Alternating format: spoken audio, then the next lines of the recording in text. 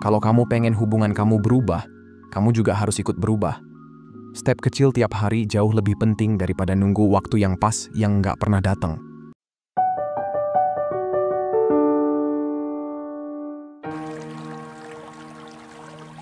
Hai Sobat Kece Pikong 1996. Apa kabar semuanya? Oke, balik lagi di video lainnya guys. Jadi gini, pernah nggak sih kepikiran, kok gue selalu ketemunya sama tipe orang yang sama terus ya? Entah itu yang susah banget diajak serius, yang bisanya cuma numpang nyaman, atau yang awalnya kelihatan perhatian tapi lama-lama bikin kamu makin capek sendiri. Rasanya udah ngasih segalanya, waktu, energi, perhatian, tapi tetap aja berasa jalan sendirian. Akhirnya kamu jadi mikir, gue salah di mana ya? Atau malah ngeraguin diri sendiri. Nah, kalau kamu relate sama cerita ini, tenang, kamu nggak sendirian. Di video kali ini, gue pengen ngajak kamu buat bongkar kenapa pola kayak gitu bisa terus kejadian. Kenapa kita sering ketarik sama tipe orang yang sama, padahal jelas-jelas bikin hati dan kepala berantakan. Dan yang lebih penting, gimana cara ngerubah pola itu biar kamu bisa mulai narik orang dengan energi yang lebih sehat, hubungan yang lebih seimbang, dan akhirnya bikin kamu ngerasa layak dicintai dengan tulus.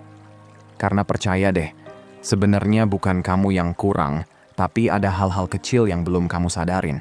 Jadi kalau kamu ngerasa cinta, dating, atau hubungan tuh selalu ribet dan bikin kamu jadi orang yang lebih capek daripada bahagia, berarti kamu lagi ada di tempat yang pas.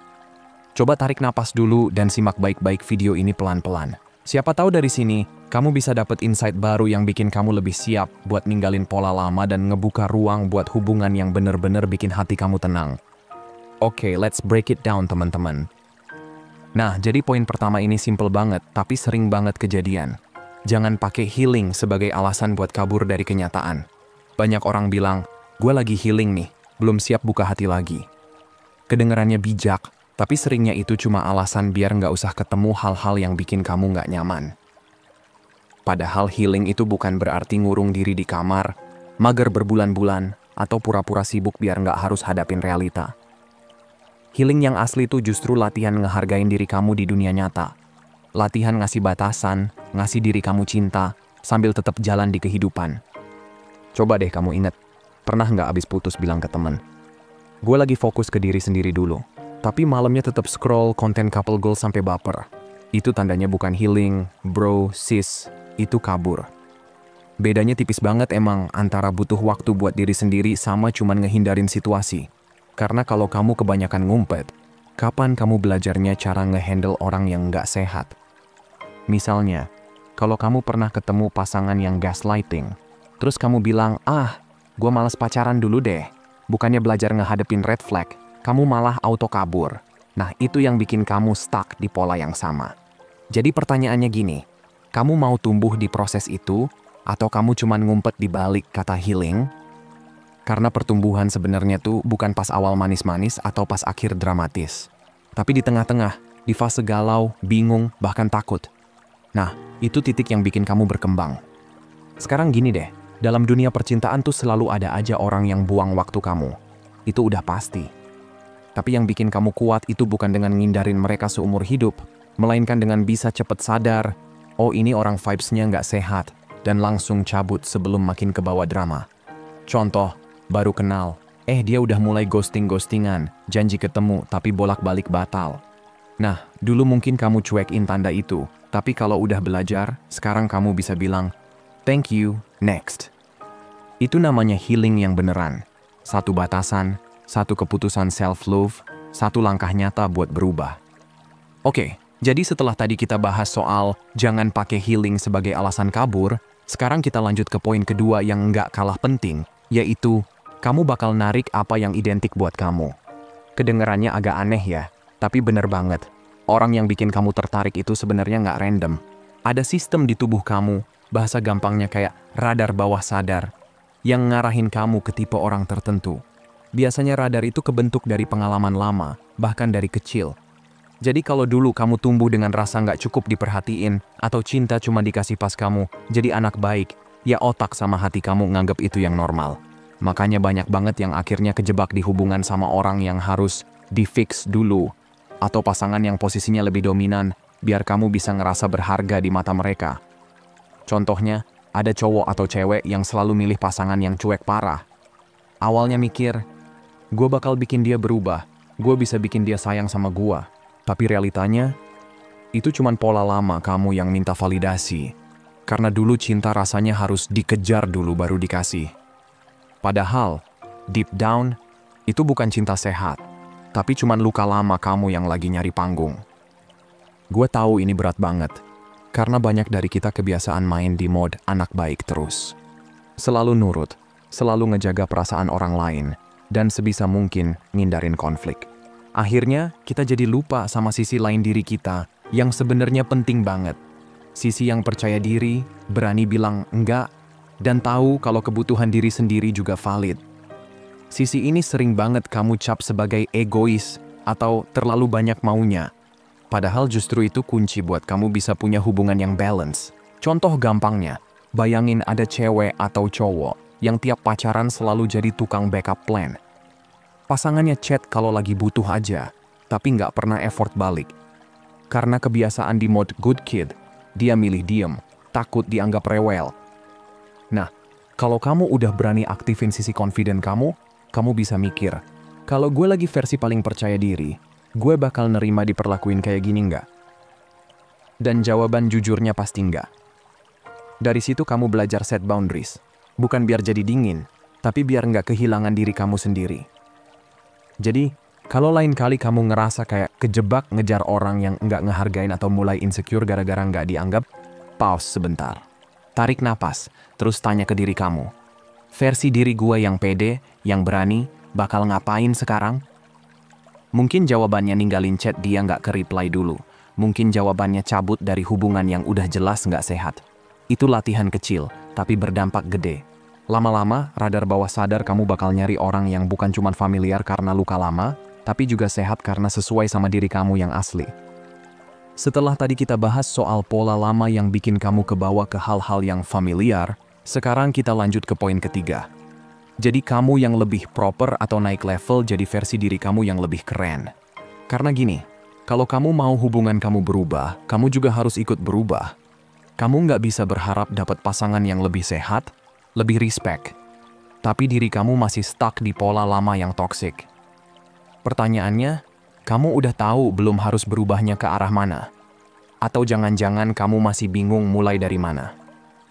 Salah satu cara paling simpel buat naik level tuh, sebenarnya gampang. Lihat aja orang-orang yang udah ada di titik yang kamu pengen capai. Misalnya kamu pengen punya hubungan yang adem tapi tetap seru, coba pelajarin gimana pasangan yang kamu anggap goals ngejalanin kesehariannya. Cara mereka ngobrol, cara mereka pasang batasan, sampai gimana mereka handle masalah tanpa drama lebay. Jangan cuman iri atau sekadar kepo, tapi ambil ilmunya buat kamu terapin di hidup kamu. Contohnya gini, ada orang yang tiap pacaran selalu drama, berantem mulu sama pasangannya, capek batin sendiri, sampai akhirnya dia punya temen yang hubungannya sehat-sehat aja, nggak ribet tapi tetap mesra. Dari situ dia mikir, kayaknya selama ini gue kebanyakan defensif deh, terlalu pengen bener sendiri. Nah, pelan-pelan dia belajar buat lebih banyak dengerin, nggak buru-buru meledak. Awalnya kagok, tapi lama-lama jadi kebiasaan baru. Dan itu tandanya dia udah mulai naik level jadi versi dirinya yang lebih keren. Dan ingat, naik level itu nggak harus sendirian. Kadang kamu butuh bantuan orang lain buat kasih perspektif fresh. Bisa dari mentor, psikolog, atau bahkan temen nongkrong yang bener-bener bisa kasih saran jujur. Jangan gengsi buat minta bantuan, karena justru itu jalan pintas buat grow lebih cepat. Tapi pastiin juga kamu pilih orang yang tepat, jangan sampai malah ketipu sama orang yang cuman ngejual mimpi doang. Kalau kamu ketemu yang bener, proses upgrade diri kamu bakal lebih solid, dan hubungan kamu otomatis bakal ketarik ke arah yang lebih sehat juga. Nah, sekarang kita masuk ke poin keempat. Jangan cuma tahu teori, tapi harus dipraktekin. Banyak orang yang udah nonton video self-love, baca quotes motivasi, atau share konten red flag di story, tapi pas di kehidupan nyata, tetap aja kejebak di hubungan yang sama. Kenapa? Karena teori doang nggak cukup, bro sis. Kamu bisa hafal semua tips relationship, tapi kalau nggak pernah kamu jalanin di momen nyata, ya kamu bakal muter-muter di pola lama lagi. Contohnya gini, kamu udah tahu banget kalau ghosting itu red flag.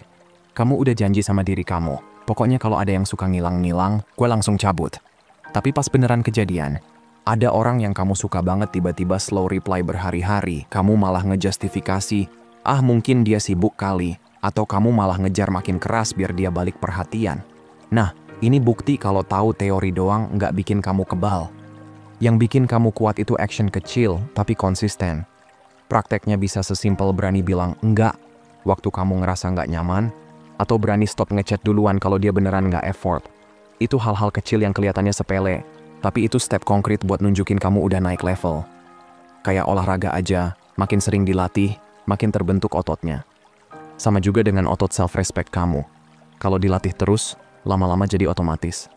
Dan percaya deh, praktekin hal-hal kecil itu yang bikin kamu beneran berubah. Bukan cuma di kepala tapi di hati juga. Karena dari situ kamu belajar ngejaga diri kamu sendiri, kamu belajar buat nggak asal kasih energi ke orang yang nggak layak, dan kamu mulai ngebiasain diri buat hidup dengan standar yang lebih tinggi. Jadi intinya, jangan puas cuma jadi penonton bijak di tongkrongan yang banyak teori. Berani turun lapangan, praktekin boundary kamu, itu yang bikin kamu beda. Nah, poin terakhir ini penting banget. Kamu harus percaya kalau kamu emang pantas dapat cinta yang sehat. Banyak orang jatuh ke pola toksik lagi, dan lagi karena deep down dia ngerasa nggak cukup berharga.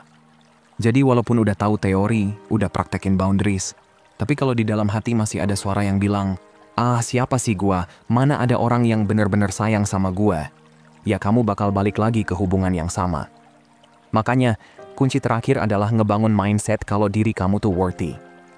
Contoh kasusnya, ada orang yang udah sering banget disakitin di hubungan sebelumnya. Pas ada orang baru yang bener-bener baik, perhatian, nggak main-main, dia malah jadi curiga, ah ini terlalu bagus buat gua. Pasti ada maunya. Akhirnya dia sendiri yang sabotase hubungan itu. Padahal masalahnya bukan di orang baru, tapi di keyakinan dia tentang dirinya sendiri. Jadi, kalau kamu pengen hubungan kamu berubah, kamu harus mulai tanam dalam hati. Gua pantas dicintai dengan tulus, tanpa harus ngejar mati-matian. Cara simpelnya, kamu bisa mulai dari hal kecil. Kasih afirmasi ke diri kamu tiap hari, rawat diri kamu, dan jangan biarin orang yang nggak serius punya akses gampang ke energi kamu. Karena setiap kali kamu ngehargain diri sendiri, kamu lagi ngetraining otak kamu buat percaya kalau standar kamu valid. Dan makin kamu yakin sama value diri kamu, makin gampang buat kamu narik orang yang juga bisa ngasih value yang sama.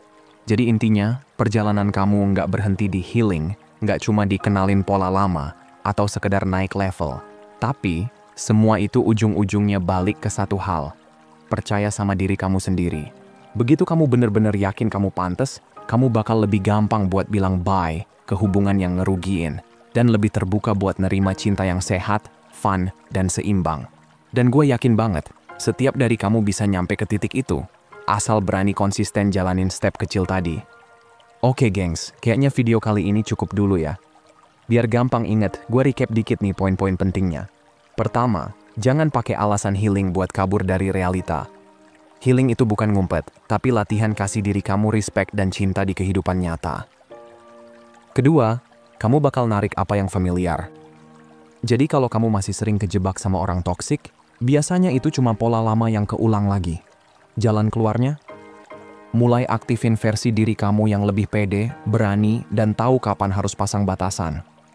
Ketiga, kalau kamu mau hubungan kamu naik level, ya kamu sendiri juga harus upgrade. Jadi versi diri kamu yang lebih keren. Bukan cuma buat orang lain, tapi biar kamu sendiri ngerasa lebih proper. Jangan ragu belajar dari orang yang udah ada di level itu. Mentor, psikolog, coach, atau bahkan teman dekat. Keempat, jangan cuma pintar teori doang. Kamu harus berani praktekin. Mulai dari hal-hal kecil kayak berani bilang enggak, atau enggak ngasih energi ke orang yang jelas-jelas enggak serius. Dan terakhir, percaya kalau kamu emang pantas dapat cinta yang sehat. Karena begitu kamu yakin sama value diri kamu, otomatis standar kamu naik, dan kamu bakal lebih gampang ninggalin yang enggak layak.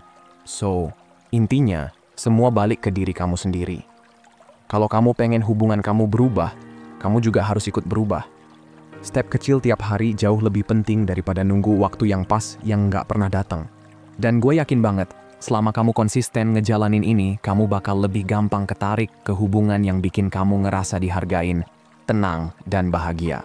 Oke, segitu aja dulu buat hari ini. Sehat selalu ya, semoga harinya menyenangkan. Dan seperti biasa teman-teman, Hargai diri kamu di atas perasaan kamu. Abaikan apa yang kamu rasain, dan ingat apa yang kamu layak dapetin. Kalau mau hubunganmu jauh lebih baik dan sehat, hargai dan perlakukan dengan baik diri sendiri dulu. Makasih udah nonton ya, dan sampai jumpa di video berikutnya teman-teman.